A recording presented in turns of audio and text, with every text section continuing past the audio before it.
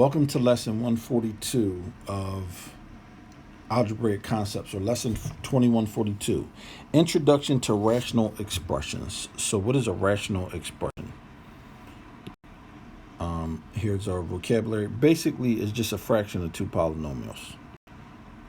Here's the rules and notes. Please pause the video and read through each slide, the objective, the vocabulary, and the rules and notes to get a handle on what's going on in this thing. So now, rational expression is a fraction of two polynomials. Because the bottom cannot be equal to 0, because if the bottom is equal to 0, the function does not exist at that point, and we will show that when we get to graphing. So this is what we're going to be doing. Okay, so let's look at what's going on in here. So what I'm going to do to simplify is factor out the denominator. There's nothing to do with the numerator. That stays the same. So if I pull an x out, I get x plus 3. And then what you have to do is set these equal to 0. So x times x plus 3 equals 0. That's the denominator. So x equals 0, and then x plus 3 equals 0, which solves to x equals negative 3. These two numbers at negative 3 and 0 make the denominator 0. And what that means is that the function does not exist at 0 and negative 3. And we'll get to that when we get to graphing. So basically, when we say simplify, is pull out any x's or any like terms, and then find the points where the function does not exist. Okay, so for our second one, so if I pull a 3 out, I get a minus 2. And if I pull a negative 3 out, I get 2a. And we know that 3 divided by 3 is 1. So if I get negative a minus 2 over 2a, that is all I can do with that.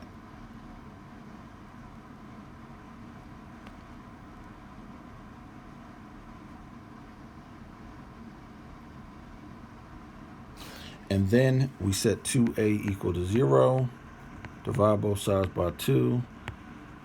When a is 0, this function does not exist. So it depends on what you're doing in your math class, or what your teacher asks you to do.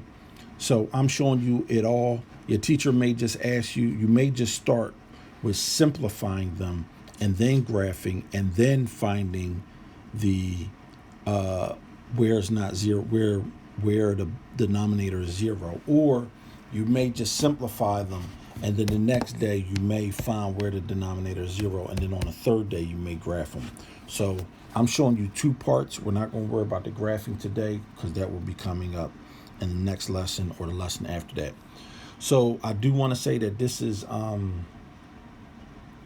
videos in this series. No, not 12. This is about 6 or 7 videos in this series. Radical functions comes up. So let's move on to the next example, if there are any. Okay, so a parallelogram has a base of x plus 2 and an area of x plus 6. What expression represents the altitude to the base? So a parallelogram has two parallel sides, and it does not mean that it is I didn't pull this over far enough. It does not mean that it is a rectangle. So let's say a base of x plus 2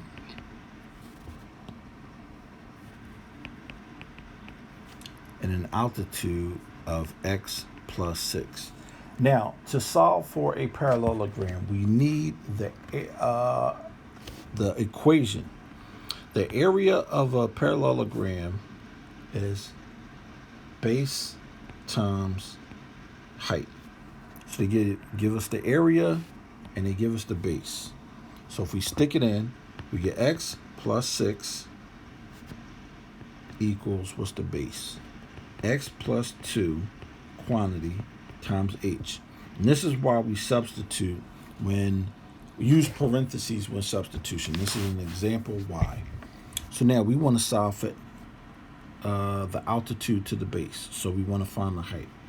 So if we divide both sides by x plus 2, height equals x plus 6 over x plus 2. And that's how you would find that. And then you would just stick in a number. So this is Introduction to Rational Expression. All right, so those were our 3 examples. Please work on the practice problems, and I will see you at the end of the video for a recap.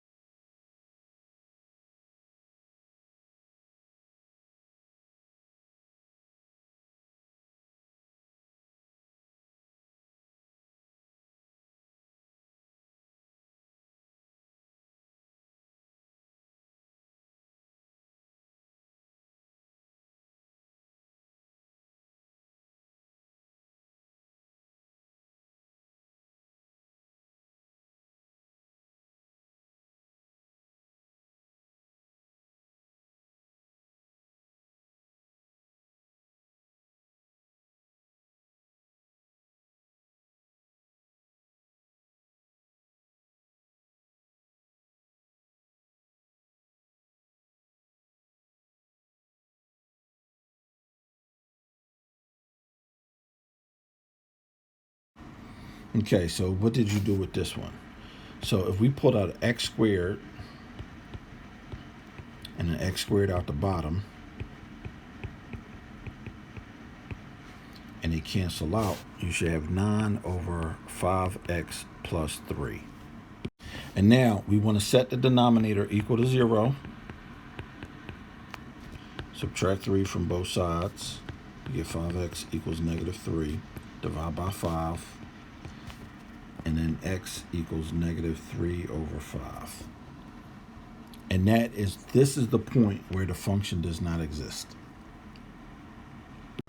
Our next example. Okay, so now we have to do our trinomial.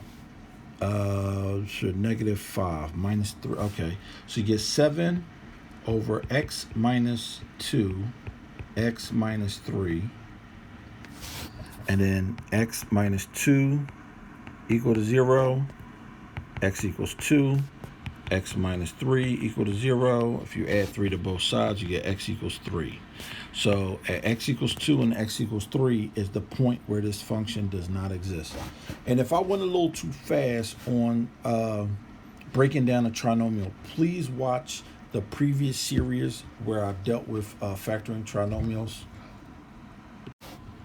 Okay, so what did we do here? Let's see. I see 2 and 12. Let's try factoring out of 2. So if I write y plus 6 over 2, 2y divided by 2 is y, 12 divided by 2 is 6. Oh, look at that.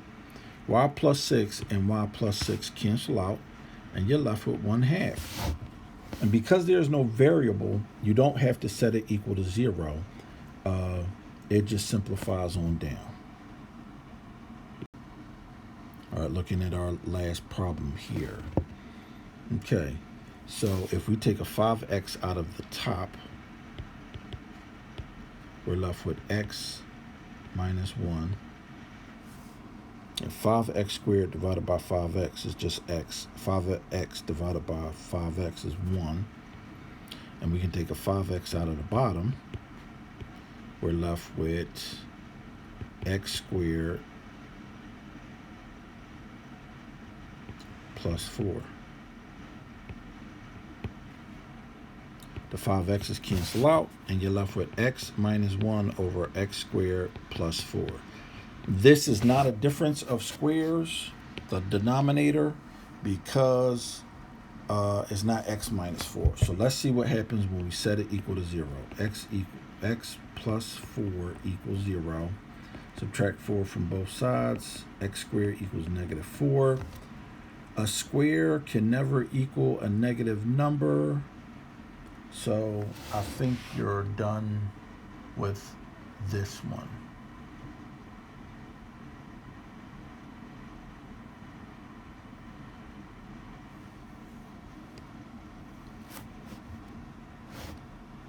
Well, in the original one, x can't be 0. If you look at the original denominator, if you set that, you know that if you put a 0 for x.